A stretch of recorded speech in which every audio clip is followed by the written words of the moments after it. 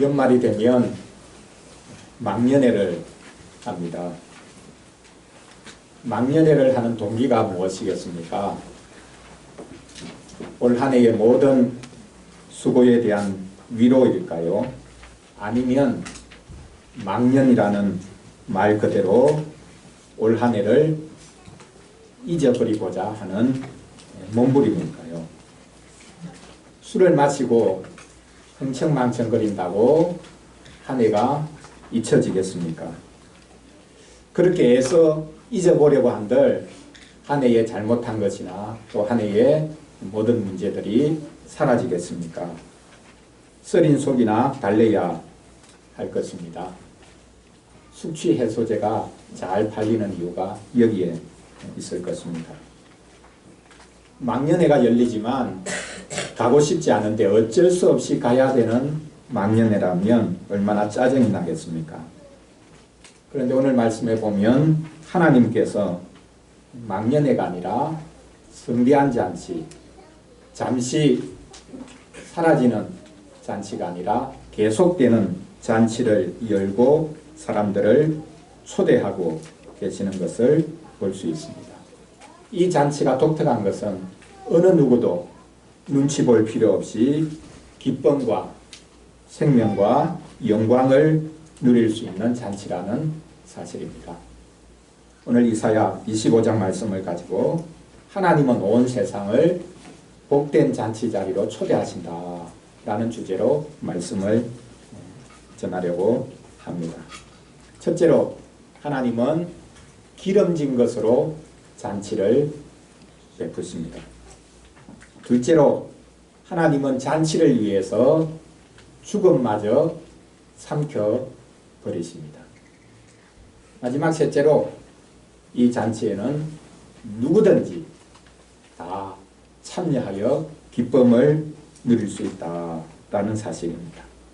첫째로 하나님은 기름진 것으로 잔치를 베푸신다는 것을 살펴보겠습니다. 오늘 본문에 보니 하나님께서 기름진 것을 잔뜩 갖추어 놓고 잔치를 베푸시는 것을 볼 수 있습니다. 여기서 기름진 것이라는 것은 고기를 말합니다. 기름진 고기. 육군, 해군, 공군 다 나오면 좋겠죠. 기름이 잘잘 흐르는 스테이크가 나오면 다들 좋아할 것입니다. 자, 식탁이 베풀어지고 그 위에 기름기가 잘잘 흐르는 스테이크가 있습니다. 자, 좋습니까? 좋지 않습니까? 좋죠.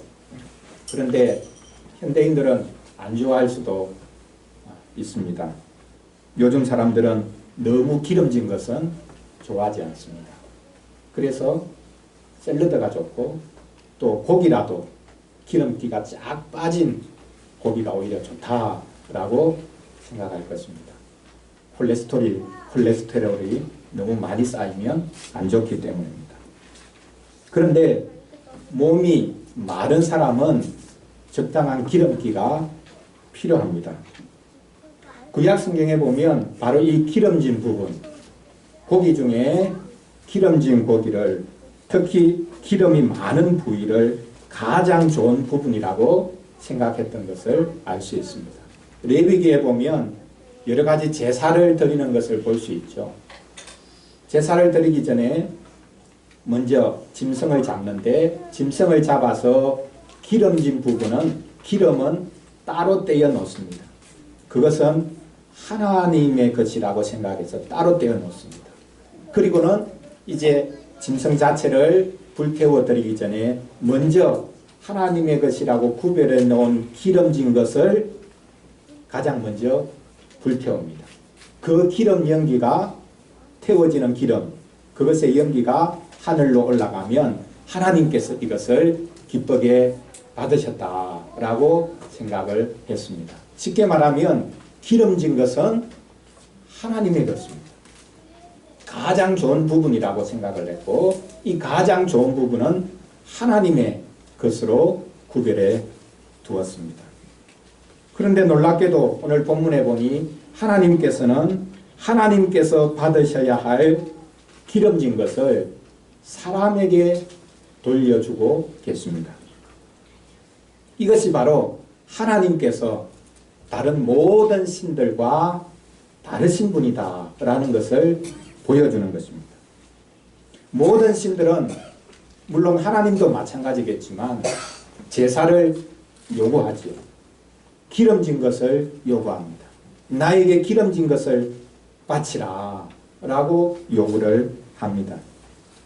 그런데 하나님께서는 다른 모든 신들과 마찬가지로 기름진 것을 요구하시는지 모르겠지만 자신이 받으신 다음에는 그것을 다 그분의 백성에게 되돌려 주십니다.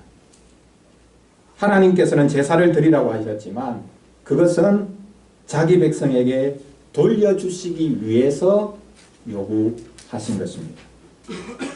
하나님께서는 자신이 받으셔야 할 제일 좋은 것들을 그분의 백성에게 되돌려 주시는 분입니다. 하나님은 우리에게 돌려주지 않으실 것을 내어라, 갖다 달라라고 요구하시는 분이 아닙니다. 하나님께서 요구하신다고 생각할 때 그것은 반드시 우리에게 돌려주시기 위해서 요구하십니다. 하나님은 끝없이 요구하는 분이다. 우리가 이렇게 오해를 하기 쉽습니다. 교회도 교인들에게 뭔가 끝없이 요구하고 하나님도 우리에게 끝없이 요구만 하는 분이다. 내가 뭐 좀 여유 있게 사는 꼴 못 보시고 자꾸 나에게 요구하시고 갖다 달라고 하고 내가 아직 만족을 못한다고 하고 이렇게 하나님은 끝없이 우리에게 요구하는 분이라고 생각을 하기 쉽습니다. 아닙니다. 하나님께서 우리에게 뭔가를 요구하신다고 할 때 우리가 꼭 기억해야 될 것이 있습니다. 그것은 우리에게 되돌려 주시기 위해서 요구하시는 것이다 라는 사실입니다. 우리가 하나님께 드린 것 중에 하나도 돌려받지 못할 것은 없다는 사실입니다. 오늘 본문에 보면 하나님이 베푸신 잔치에는 가장 좋은 기름이 흐르는 살코기만 있는 것이 아닙니다. 다른 것도 있지요. 잔치에는 무엇이 나와야 됩니까? 술이 나와야 됩니다. 하나님은 가장 좋은 부위 살코기만이 아니라 그 잔치 자리에 오래 저장하였던 맑은 포도주를 내어 오십니다. 자, 우리 친구들 잔치 자리에 마지막까지 좋은 포도주가 있었다. 자, 이 말을 들으면 여러분 어떤 사건이 생각납니까? 잔치가 벌어졌는데 마지막까지 좋은 포도주가 남아있었다. 예수님께서 가나의 혼인잔치 자리에 가셔서 물로 포도주를 만드신 사건이 생각나죠. 연회장이 포도주가 떨어진 줄 몰랐는데 예수님께서 물로 포도주를 만드시고 그것을 연회장에 갖다 주라. 그렇게 했을 때 연회장이 그 포도주를 맛보고 깜짝 놀랍니다. 왜 놀랍니까? 원래 이제 이 팔레스틴에는 잔치가 뭐 하루 이틀이 아니라 뭐 계속 되거든요. 그러니까 아무리 잘 준비해놔도 중간에 뭔가 떨어집니다. 포도주도 처음에는 좋은 포도주를 내다가 결혼잔치가 길어지면 이제 질 낮은 포도주가 나오죠. 사람들의 입맛이 조금 이렇게 떨어지게 되면 그 다음에 이제 은근슬쩍 좋지 않은 이제 포도주를 내는 겁니다.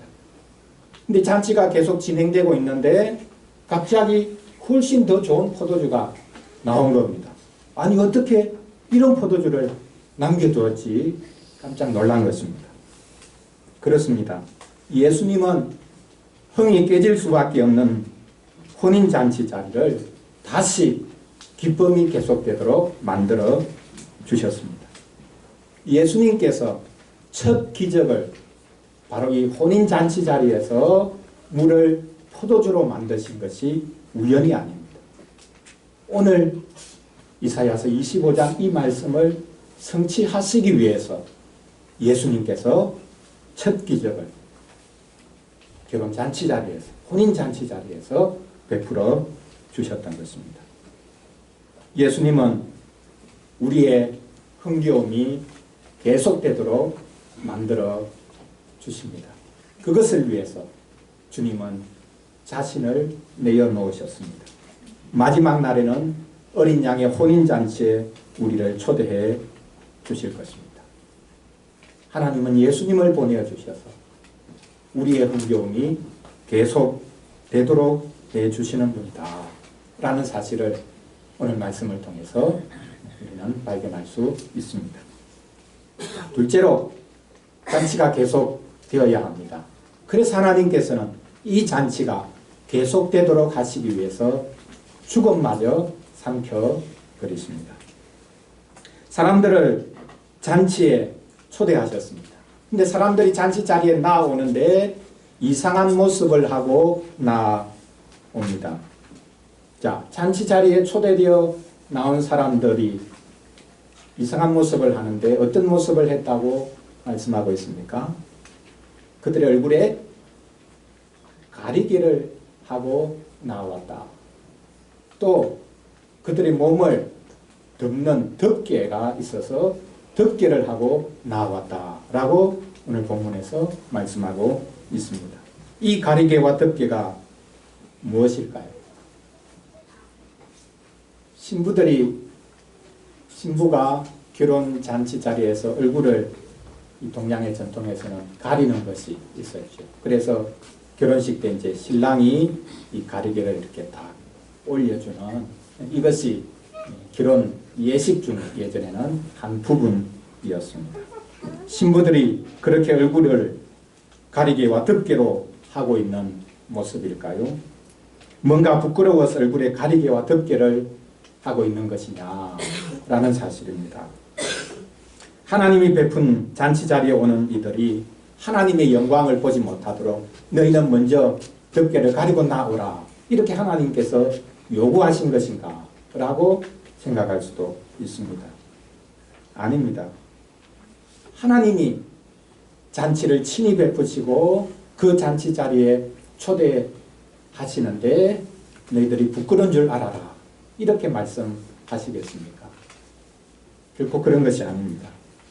하나님께서는 잔치 자리에 초대하시면서도 너희들은 내 얼굴을 볼 자격이 없다고 말씀하는 분이 아닙니다. 하나님은 자기 백성과 함께 먹고 마시기 위해서 그 백성을 초대하셨습니다. 잔치상에 나와서 먹고 마시자고 하는 것입니다. 그러면 왜 이 잔치상에 나오는 이들이 얼굴에 가리개를 하고 몸에 덮개를 하고 있었겠습니까? 그것은 오늘 본 8절에서 언급된 사망과 관련이 있습니다. 쉽게 말하자면 얼굴을 가린 가리개, 몸을 덮었던 덮개, 그것은 수의라고 생각을 할 수도 있습니다. 죽은 사람의 얼굴과 몸 전체를 덮고 있는 수의 말입니다. 장례식 때 입관식이라는 예식이 있죠. 그 입관식이 뭐 하는 것입니까? 가족들이 마지막으로 돌아가신 분을 보는 예식이죠. 수의를 입히고 예전에는 얼굴도 완전히 마지막에는 덮었습니다. 지금은 얼굴을 덮는 그런 일은 하지 않지요. 바로 이것입니다. 죽었기 때문에 이제 그는 아무것도 볼 수 없다는 것을 표시하는 것입니다. 하나님께서는 자기에게 나오는 자들에게 있는 어둠의 그림자를 다 거두어 주십니다. 그들의 얼굴에 있는 덮개를 열어주시고 그들의 몸을 덮고 있는 그 덮개를 완전히 열어 제껴 주십니다. 바로 죽음입니다. 하나님 앞에 나오는 자들은 원래 죄로 인해서 죽을 수밖에 없는 자들이다. 그런 자들을 주님께서는 생명의 잔치로 영원히 계속되는 복된 잔치로 초대하시면서 그들에게 있는 죽음의 그림자를 다 제거해 주신다라는 사실입니다. 그래서 하나님께서는 이 잔치가 계속되도록 하시기 위해서 오늘 본문에 보면 사망을 영원히 멸하실 것이라 라고 말씀하고 있지 않습니까? 여기 영원히 멸하실 것이라 라고 했는데 원래 원문 자체를 그냥 번역해 보면 사망을 삼키신다 라는 말입니다. 놀라운 그림이지 않습니까? 사람들은 하나님이 초대하는 잔치에 나와 하나님이 베푸시는 것을 먹고 하나님께서는 사람들이 저질러 놓은 것들, 그걸 음식이라고 표현하면 그것을 하나님은 먹었습니다. 그것이 사망이죠. 사람들이 먹는 음식이 있고 하나님께서 드시는 것이 있습니다. 하나님께서는 자기 백성이 잔치를 계속할 수 있도록 죽음을 꿀꺽꿀꺽 삼켜버리십니다. 소위 부활장이라고 하는 고린도전서 15장에서 말씀하지 않습니까? 마지막으로 멸망받을 원수가 무엇이라고 말합니까? 마지막으로 멸망받을 원수는 사망이다. 사망이 마지막까지 모든 사람들, 모든 것들을 집어삼켰거든요. 근데 마지막에는 하나님께서 모든 것을 집어삼켰던 사망을 집어삼키십니다. 더 이상 사망이 다른 것들을 집어삼키지 못하도록 하나님께서 사망을 죽이시고 사망을 집어삼키신다. 이것이 고린도전서 15장에서 말씀하고 있는 것입니다. 그렇습니다. 사망을 죽이시기 위해서 이 땅에 보내신 분이 성탄절에 오신 아기 예수 그리스도입니다. 우리의 죽음을 대신 죽기 위해서 오신 아기입니다. 그분은 죽음으로써, 자신의 죽음으로써 죽음을 죽이셨습니다. 부활하신 그리스도께서는 지금도 계속해서 사망을 집어삼키고 계십니다. 연말에 우리 마음 한쪽 구석에 자리 잡고 있는 두려움이 바로 이런 것 아닙니까?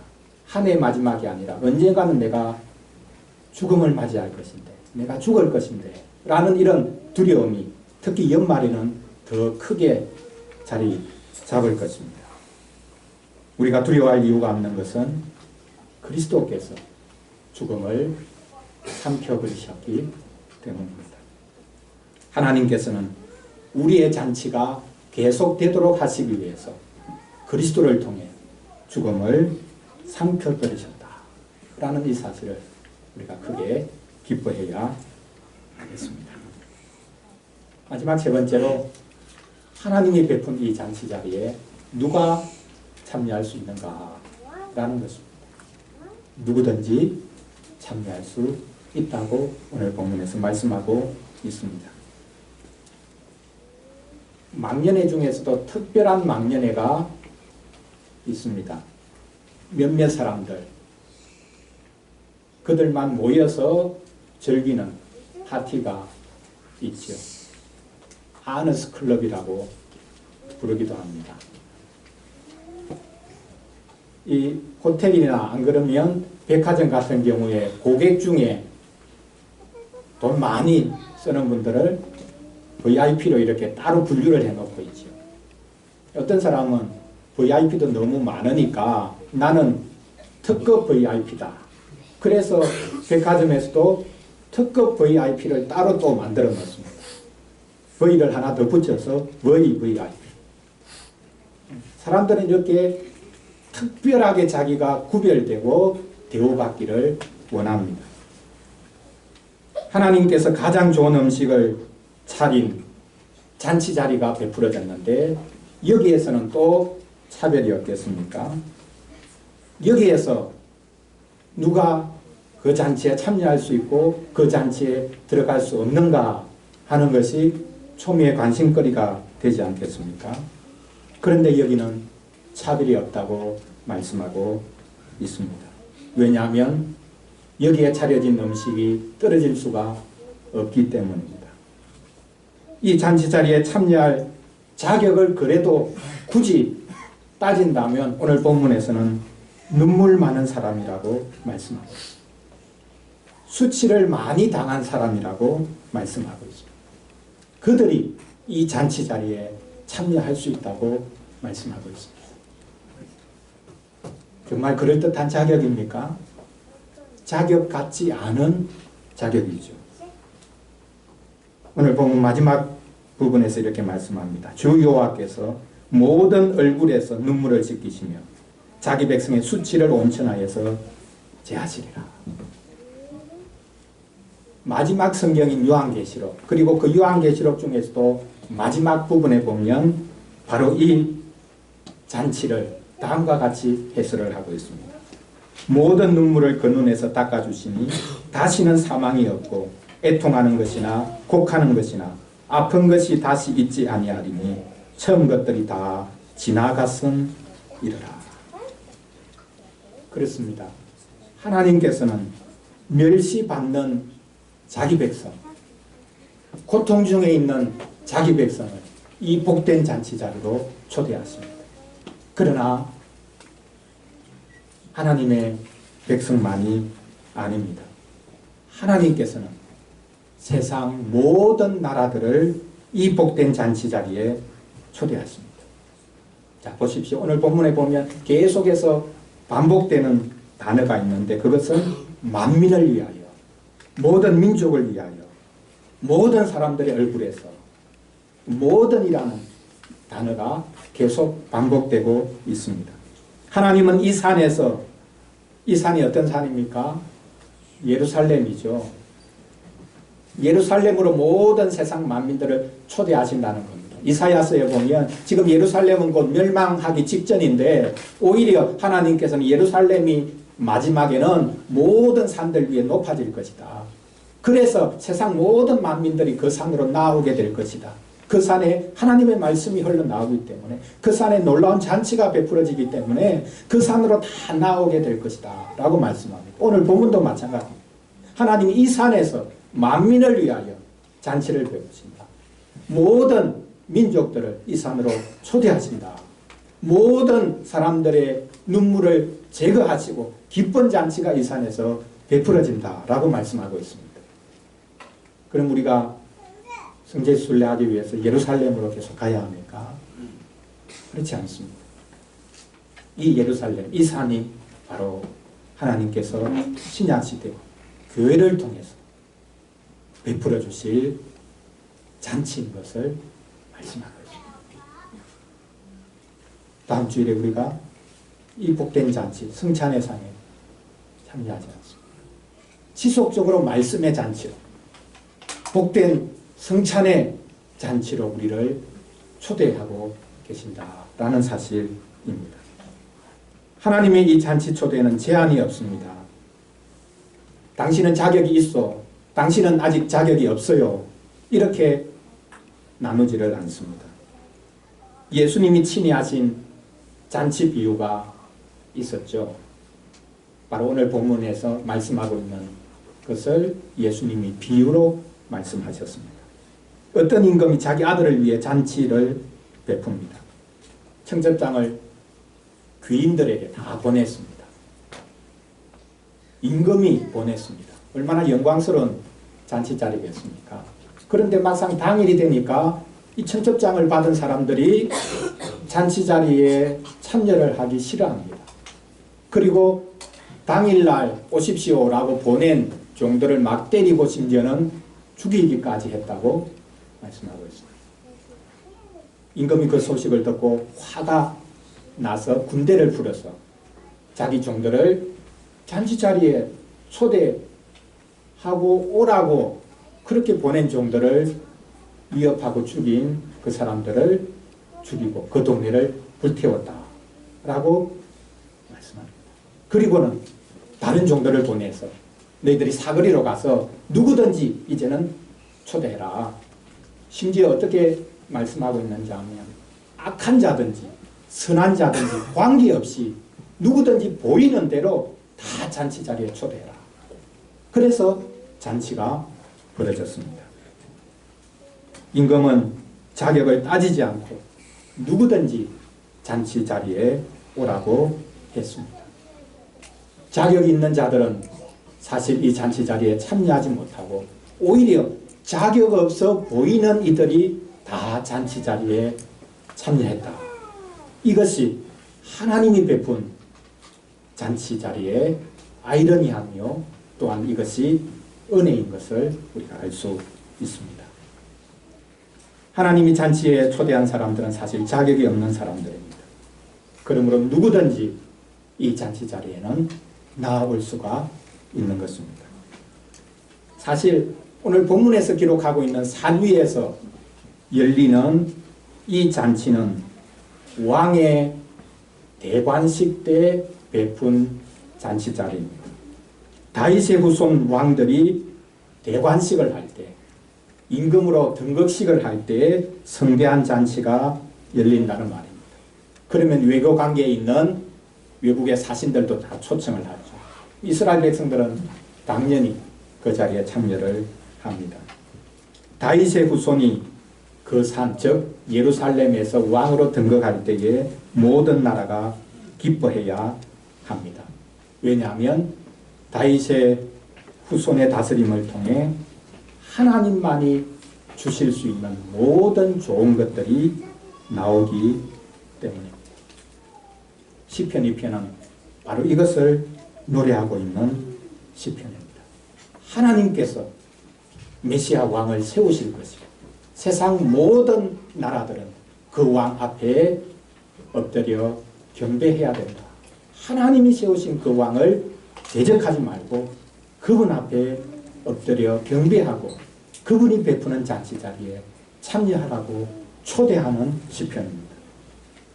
그런즉 군왕들아 너희는 지혜를 얻으며 세상의 재판관들아 너희는 교훈을 받을지어다. 여호와를 경외함으로 숨기고 떨며 즐거워할지어다. 그의 아들에게 입맞추라. 여기 그의 아들이 누굽니까? 다윗의 후손이죠. 다윗의 후손이 왕으로 등극식을 할 때 하나님께서는 너는 내 아들이다 라고 선포하시는 것입니다.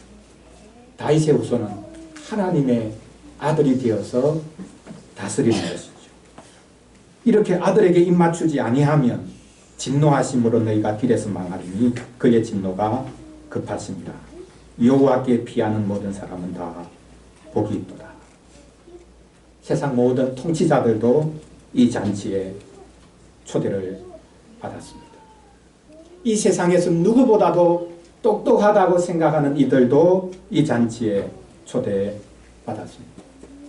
아무것도 부족함이 없고 모든 것을 다 가졌다고 하는 0.1% 안에 드는 부자들도 특권층들도 이 잔치 자리에 초대받았습니다.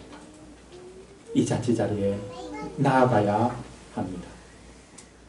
나는 그런 잔치 자리에 자존심 상해서 가지 않아. 이렇게 자존심 상해서 이 상에 참여하지 않은 이들은 울며 애통하게 되는 날이 올 것입니다. 사랑하는 성도 여러분, 하나님께서는 우리에게 잔치를 베풀어 주시는 분입니다. 연말만이 아니라 새해에도 계속적으로 우리에게 잔치를 베풀어 주실 것입니다.